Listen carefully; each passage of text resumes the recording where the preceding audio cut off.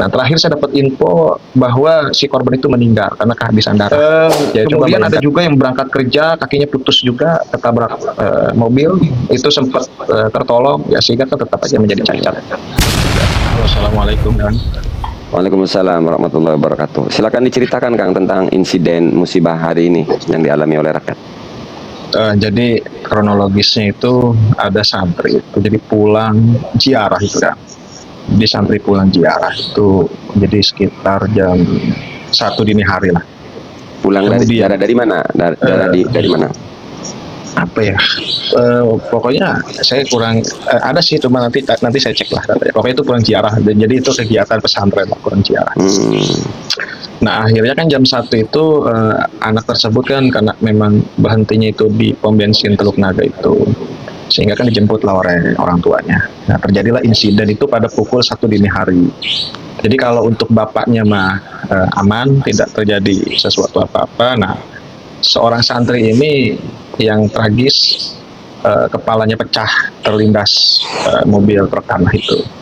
Nah, karena yang menjadi korban ini adalah salah satu dari pesantren besar di wilayah Pantura, yaitu pesantren Al Hasaniyah. Itu kan di wilayah Pantura itu memang salah satu pesantren tua. Jadi berlangsung bereaksilah malam itu juga masyarakat berbondong-bondong turun, artinya meminta pertanggungjawaban dari pihak mobil. Nah, di situ juga para aktivis bergerak. Nah, sehingga terjadilah pertemuan tadi yang tadi videonya saya up itu, Bang Samsudin. Kemudian di situ dihadiri juga oleh Pak Bupati, kemudian Pak Kapolres, kemudian dari Dishub, ada juga dari Polantas. Nah, di situ disampaikan oleh Bang Samsudin bahwa sebetulnya PIK 2 itu memiliki jalur sendiri, tapi kenapa tidak digunakan? Nah, itulah sebetulnya yang waktu itu pernah saya sampaikan kepada Kang Mahesa, bahwa jalan selama masih ada perbaikan untuk tidak dilalui oleh mobil tanah. Nah, ternyata kejadian. Nah, itulah waktu itu sempat kita bahas kan ya, kita sampaikan. Nah, ternyata apa ya, waktu itu pernah saya khawatirkan dengan teman-teman para aktivis, dan itu terjadi. Dan itu terjadi kepada santri. Tragis sekali kejadian itu. Pak Waji ya, di Pak Waji Kang ya? Teluk Naga. Teluk Naga. Nah, ini menjadi dilematik buat kita ya. Inilah yang kita perjuangkan selama ini kan. Ya kalau sudah begini kan nggak bisa nyawa dibalikin itu gitu loh. Jadi apa ya, para jongos-jongos PIK ini, emang mereka sudah hilangkah naluri kemanusiaannya? Nah, sekarang begini kawan-kawan yang dirahmati Allah. Nah, itu terjadi di Kosambi, di Teluk Naga, dan bukan sekali Kang ini ya. Betul, ini betul bukan sekali. Yang keberapa ini? Mungkin kalau dihitung dari awal ya udah mungkin ya udah ratusan kali. Astagfirullahaladzim. Kalau bicara korban ya. Korban iya. Yang sampai meninggal dunia ada 10 Kang. Bahkan lebih ya Allah ya Rabbi. Nah, kawan-kawan coba kalau sampai masuk Kronjo, Mawo, Kronjo sampai Tenara, ya itu di mana-mana karena licin, becek, potensi kecelakaan itu akan besar. Masa kita nunggu korban nyawa dulu? Sudah tidak pantas lagi kita ini berbicara teori-teori lagi. Tidak usah masuk ke wilayah teknis-teknis lagi sekarang. PIK ini memang brengsek. Musibah dari kemarin-kemarin kan sudah ada, dan mereka tidak pernah ngikutin peraturan karena merasa sudah nyuap pejabat. Oknum. Ya, betul. Wes kalau gitu nantilah. Ini nanti silahkan kalau minimal nih orang-orang yang kesel ini 10 Mei minimal hadir lah ya. Kalian yang ingin menjerit, warga Teluk Naga, Kosambi, datang ke Tanara yang ingin menjerit. Datang ke Tanara atau Pontang. Yang ingin menjerit harus datang. Hari ini kejadiannya, makan korban. Seorang santri meninggal karena mobil truk yang isi proyek PIK. Nah, itu sampai dibakar nggak mobilnya, Kang? Karena langsung cepat ya, dari pihak pesantren juga hadir, kemudian dari keluarga hadir, ditenangkan masa itu sehingga langsung diamankan mobil termasuk supirnya. Tapi kalau untuk dihancurkan sih agak hancur lah oleh masa itu, sempat dimasak. Karena kalau tidak ditahan pada malam itu ya bisa kemungkinan ya terbakar. Gitu. Jadi ya, sempat ditenangkan masa itu. Jadi ya karena kalau sudah acak-acakan masa itu kan sudah tidak bisa dikendalikan. Buat saudara-saudara di Mauk, di Kronjo, di Tenara, apakah nunggu anak kalian baru kalian menolak, baru bersuara? Yang kita lakukan ini atas nama kemanusiaan, sehingga kami tidak melirik ini orang Teluk Naga, ini orang Kesambi, ini orang Pakuaji. Enggak, kita bersuara atas nama kemanusiaan. Kapan kita ini mau tidur baik nanti giliran anakmu, saudaramu? Kalau sudah mati mah nggak bisa. Kita mau gorok lagi leher si supir, nggak bisa juga. Sekarang kalau mau bersuara tuh sekarang ini tuh udah terlanjur, makan banyak korban, jangan lebih besar. Kita ini konteksnya untuk meminimalis kemudorotan dan kerusakan, kehancuran. Betul. Karena kalau sudah terjadi, ya itu akan menjadi penyesalan seumur hidup. Karena yang melewati jalur tersebut itu adalah kita, makanya kita berpotensi bisa kemungkinan menjadi korban selanjutnya. Gitu kan. Agak cun, yang disuap mah paling oknum pejabat, bukan rakyat dan masyarakat. Masa kejadian hari ini masih juga tidak membangunkan rakyat? Nanti saat keluarga anda baru, makanya saya sebenarnya agak menunggu tuh mereka jongos-jongos itu keluarganya. Kalau sampai kesenggol mobilnya pik, gimana tuh suara mereka? Masa giliran kita ketawain, bodoh bukan anak saya gitu ya? Boleh nggak nanti itu jongos-jongos pik itu kalau keluarganya kesenggol mobil pik, terus habis itu kita ketawain, bodoh amat bukan anak saya, lu teriak sendiri gitu. Opo iki?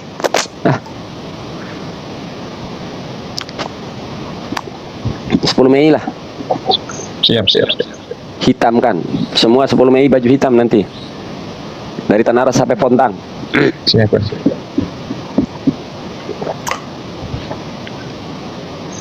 Jadi ya kita sedang berduka lah. Kemudian tadi juga kita meminta kepada pihak kepolisian untuk mobil itu tidak jalan terlebih dahulu sampai jalan itu selesai diperbaiki. Tetapi diaminkan selama 7 hari masa berkabung.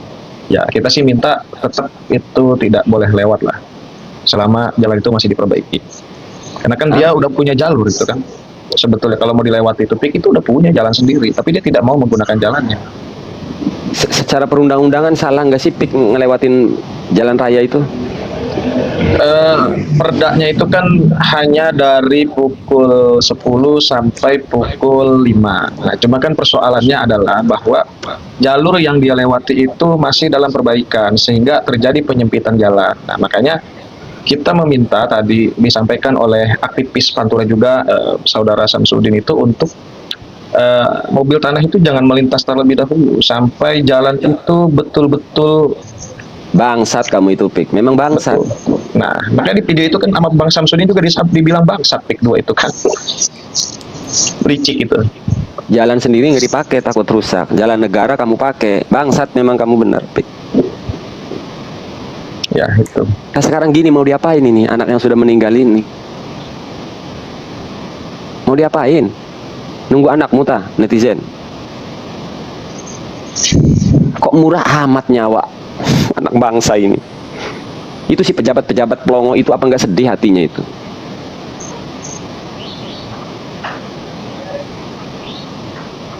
Ya, jadi ini udah korban yang kesekian kali kan. Korban kesekian kali, bahkan ya banyaklah yang lebih parah itu kakinya putus, bahkan sampai meninggal di tengah jalan. Kemudian ada yang terlindas, yang korban 6 orang satu mobil itu ada 6, yang 2 meninggal suami istri. Kemudian yang 4 luka-luka, banyaklah kalau mau dihitung bahkan mungkin ratusan lah korban-korban itu. Saya bukan si pitung sih Kang Yahya. Kalau saya si pitung mah mending saya gorokin aja satu-satu mulai dari jongos. Saya bukan si pitung, nggak bisa ngegorok leher orang. Kalau saya punya keberanian mending saya comot. Oh nggak bisa, saya bisanya ngegorok leher kambing kalau saya. Dan itulah keprihatinan kami warga Pantura terkait dengan korban anak yang meninggal itu. Hancur kepalanya itu karena terlindas itu kan.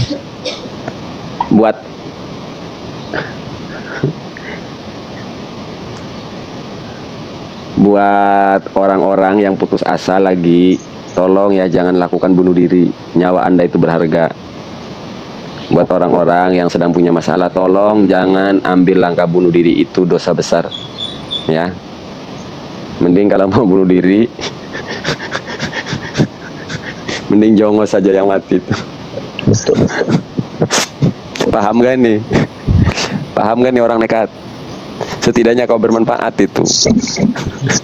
Bikin shock terapi itu, oligarki itu.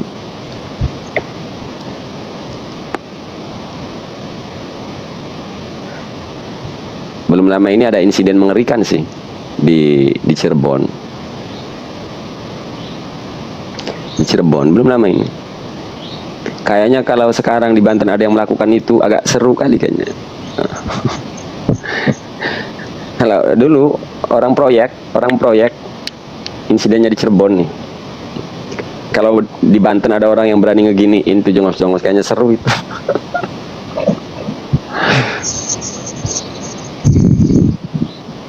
Jadi ya, makanya kan sejak awal sudah saya sampaikan bahwa memakan banyak korban, ya khususnya adalah para pengguna jalan. Karena kan Tangerang itu kan dari awal kan dibangun itu, makanya kalau dari awal mungkin sudah di-up oleh Kang Mahesa itu ya, mungkin sudah ratusan dan itu sangat mengerikan, video-video itu sangat mengerikan sekali. Saya pernah ngumpulin kan itu sampai berapa video sehingga terakhir itu saya hapus. Kalau Karena ada ya, Kang, coba Kang, kalau bisa dikumpulin, kita upnya di YouTube. Kalau YouTube bebas itu, nggak kena take down. Di TikTok take down. Kayaknya mungkin masyarakat ini baru akan menyadari bahaya fake setelah ini kita up. Kalau dulu kan di Teluk Naga, di Kosambi, orang takut meng-up. betul. Coba carikan, tolong Kakang. Nanti akan memberikan keterangan. Nanti kita live di YouTube. Jadi live-nya di YouTube secara eksklusif. Bahwa kita tampilin itu korban-korban. Saya kira, iya kan, kalau berkaitan nyawa, ya si orang tuanya kan masih berduka ini sekarang ini. Bahkan ada yang lebih parah kan. Terakhir saya pernah komunikasi itu sama ayahnya korban. Itu dia punya anak perempuan sampai meninggal. Itu cuma dikasih uang kompensasi sebesar 5 juta waktu itu. Coba bayangkan, nyawa manusia itu hanya 5 juta rupiah. Sebentar Kang, ada warga di mana itu kejadian waktu ada yang Di Kosambi. di Kosambi. Nah, Kosambi. berarti si kadesnya bangsat itu. Kalau nggak bangsat, masa nggak bela warga? Kan mestinya ini kita lagi ngomong setelah kejadian ya. Nyawa orang melayang, mestinya kalau kadesnya nggak bangsat kan ngebelain hak nyawa kok. Kenapa kadesnya nggak ngebelain itu? Kenapa kadesnya nggak ngebelain itu? Bangsat amat ini si kades ini. Kemudian pernah terjadi juga ada seorang anak kecil itu usia berapa tahun ya, masih kecil lah. Jadi dia sama kakaknya itu ke counter kan. Ke counter itu lokasinya di Teluk Naga, di Tegal Angus. Itu kan jalur pik juga tuh mobil tanah itu. Jadi si adiknya lagi nunggu kakaknya ke counter. Adiknya ini lagi di motor kan. Adiknya ini lagi di motor karena kakaknya ke counter, karena kan antara counter sama parkir itu kan nggak jauh. Tapi ada di pinggir jalan. Jadi kakaknya beli pulsa di counter, adiknya nih ada di motor. Nah itu dari belakang mobil tanah lewat, kelindes juga itu anak itu usia berapa tahun, masih kecil lah, hancur itu, badannya hancur. Ya bagaimana sih anak kecil itu kalau kena mobil tanah itu kan kiri kanan tuh satu, ini aja kan hampir ada 2 roda tuh ya. Itu hancur. Itu di tahun 2000 berapa ya, kalau nggak salah 2019 kalau nggak salah kemarin. Saat Pik juga itu ya? Pik juga. Mobil terpik. Trafik itu. Nah, disitulah saya dengan kawan-kawan mahasiswa kan sempat demo. Kenapa? Karena tidak ada pertanggungjawaban dari pihak perusahaan pada saat itu. Sehingga kita demo berjilid-jilid sampai yang itu insiden saya dipanggil kan, dijemput Gini, pada saat itu. mohon maaf Kang, kejadian itu ini kok kayak bukan negara Pancasila, kayak bukan negara hukum. Kan ada aparat, ada lurah. Ya Allah, ya Robbi. Jadi kejadian Ya Allah, ya bahkan yang lebih emosional lagi terjadi kan, ada videonya juga. Nanti saya carilah coba. Itu mungkin di teman-teman ada. Itu yang kakinya putus siang hari. Jadi kakinya itu saat di atas paha itu kelindes mobil. Putus itu. Nah, itu terjadi di Jalan Perancis. Jalan Perancis, dia mau nganter anaknya atau apa gitu. Siang hari kelindes mobil, kakinya putus. Itu masyarakat satu pun tidak ada yang mau ngebantu. Karena saking seringnya terjadi kecelakaan akibat mobil tanah. Kang, nanti temanya 10 Mei ini Kakang orasinya tentang ini ya. Jadi Kakang harus siap itu. Jadi harus valid di daerah-daerah mananya itu. Itu disampaikan semua itu. Nanti Akang orasinya agak panjang menceritakan titik-titik ini. tapi harus ada, ya harus valid lah, langsung dari sumber. Jadi itu penting ini untuk membakar semangat rakyat Banten. Kalau Akang memang misalnya agak ngeri-ngeri sedap, nggak apa-apa, nanti kita tambahin, biar saya juga nggak apa-apa. Tapi publik harus tahu di 10 Mei ini kita membahas orasi yang belum dibahas dari yang sudah-sudah ya. Salah satunya ini masalah korban-korban yang meninggal, yang cacat karena mobil proyek PIK. Ini harus kita up ya. Ya. Itu saya lanjutkan lagi cerita yang tadi ya, kisah yang tadi saya karena belum selesai. Itu Kang, padahal pada saat itu korban ketika kakinya putus itu masih hidup, masih hidup. Darah ngalir kemana-mana. Rakyat pada saat itu masyarakat hanya nonton aja. Karena seringnya terjadi kecelakaan itu. Nah, sempat korban itu masih bisa main HP kan. Artinya mungkin menurut saya itu dia mengabari keluarga dan lain sebagainya. Nah, terakhir saya dapat info bahwa si korban itu meninggal karena kehabisan darah. Ya, coba bayangkan siang hari kakinya putus di atas dengkul. Kemudian ya kan kalau siang hari pas terik matahari itu kan darah sedang encer-encernya kan, darah ngalir. Ya disitulah kehabisan darahnya meninggal. Kemudian ada juga yang berangkat kerja kakinya putus juga ketabrak mobil, itu sempat tertolong ya, sehingga tetap aja menjadi cacat juga. Ya itu jadi banyak sebetulnya kasus kan Pak. Kemudian yang 4 orang itu mengalami luka, itu baru yang ketabrak, belum lagi yang parkir kan, kadang-kadang suka parkir tuh mobil tanah tuh parkir. Ada juga yang ketabrak juga kepalanya. Ada pengantin baru juga pernah di depan TPU Darul Ulum itu, masuknya di kota Tangerang. Pengantin baru, istrinya naik motor, istrinya berangkat duluan, kemudian suaminya belakangan. Kalau nggak salah waktu itu istrinya yang meninggal, kelindes juga mobil tanah. Jadi sebetulnya banyak lah, kalau mau dihitung mungkin udah ratusan, makanya ya itulah. Gak apa-apa Kang, minimal 20 lah, minimal 20. Jadi Akang nggak usah banyak-banyak target. Jadi gini, di titik ini kejadiannya begini, terus penanganannya dari aparat dan kepala desa begini, kompensasinya seberapa gitu loh. Akang nanya langsung dari si korbannya. Itu akan insya Allah akan membangkitkan semangat rakyat Banten. Insya Allah cukup bukannya kita kita sampaikan empati kepada keluarga korban, tapi semoga mereka memahami bahwa bagaimana kami tidak ingin terjadi seperti itu gitu. Sehingga makanya sering kita sampaikan, ini adalah pagar, kalau jebol semua. Betul, artinya kita menyelamatkan anak bangsa lah, karena banyak sekali nyawa-nyawa yang melayang sia-sia. Ya contoh lah yang belum lama terjadi lah semalam itu kan, anak muda santri lagi kan, bahkan ya sampai tragis itu kan, nyawanya hilang karena mobil tanah. Itu kan sebetulnya sesuatu yang terjadi kemudian tidak ada solusi, ya akibatnya akan terus-terusan ada korban. Dan itulah kita yang tidak sampai terjadi sampai ke daerah Serang gitu kan. Terus itu si supir-supirnya masuk penjara nggak? Terakhir yang masuk penjara itu yang saya ikuti ya, yang saya tahu ya, karena yang lain saya tidak tahu. Yang saya ikuti, yang saya tahu itu yang pertama yang di yang pertama yang di kota Tangerang. Itu saya ikuti yang 6 orang korban, kemudian yang suami istri meninggal itu yang di dalam mobil tuyul itu di penjara, tetapi dengan konsekuensi tidak mendapatkan kompensasi dari perusahaan, hanya dari jasa marga. Jasa marga itu bukan uang bentuknya, tetapi serap. Jadi kalau misalkan, karena yang 4 ini kan korban ini tidak meninggal, dia kan butuh diurut, itu kan nggak bisa pakai jasa marga kecuali dia mau ke rumah sakit. Jadi ke rumah sakit baru dibayar. Nah, oke, poinnya dari perusahaan nggak keluar? Nggak keluar, hanya dari jasa marga.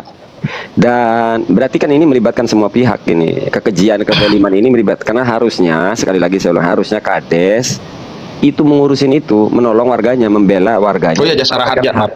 Ya, Jasara Harja, maaf, bukan jasa marga, Jasara Harja. Ya, ini mestinya itu kan, ini staf desa, kelurahan mestinya mengurusin itu kan, agar warganya mendapatkan hak. Kok bisa ya? Wah, harus saya kumpulin ini datanya ini. Itu saya ikuti kasusnya itu sampai selesai, itu yang 6 orang itu. Lagi-lagi yang dihadapkan itu antara supir dengan korban kan. Jadi tidak sedikit pun menyentuh para pengusaha mobil tanah, sedikit pun tidak ada. Nah, kalau supir itu kan apa bedanya dengan kita? Mereka juga kan masyarakat kecil, sama dengan kita mencari nafkah. Nah, jadi kita hanya dihadapkan lagi-lagi antara rakyat susah dengan rakyat susah. Jadi tidak melibatkan sedikit pun kepada si pemilik perusahaan besar itu, tidak. Iya, ya makanya itu berarti kan memang si kades tidak bertanggung jawab atas warganya, aparat juga, pejabat-pejabat ini nggak beres berarti kerjanya di Kabupaten Tangerang ini. Harusnya itu kan perusahaan itu. Betul. Ya itu terakhir sampai yang jadi saya ada beberapa. Yang pertama itu masuk pengadilan ya. Kemudian yang anak kecil pun sempat ketangkap juga. Yang anak kecil yang ditabrak itu yang kakaknya ke counter itu. Dan terakhir itu yang anak Alika itu yang dagingnya hancur itu kan. Itu masuk juga ke meja sidang itu. Mungkin kita juga perlu mengedukasi ini untuk supir-supir truk pick ini ya, agar mikir lah gitu loh. Ya bahwa ketika ada insiden seperti ini, yang dibenturkan cuma supir dengan si korban, yang bertanggung jawab supir. Mungkin kita perlu edukasi kalau gitu, supaya mikir itu supir-supir itu. Ya seperti itu kan.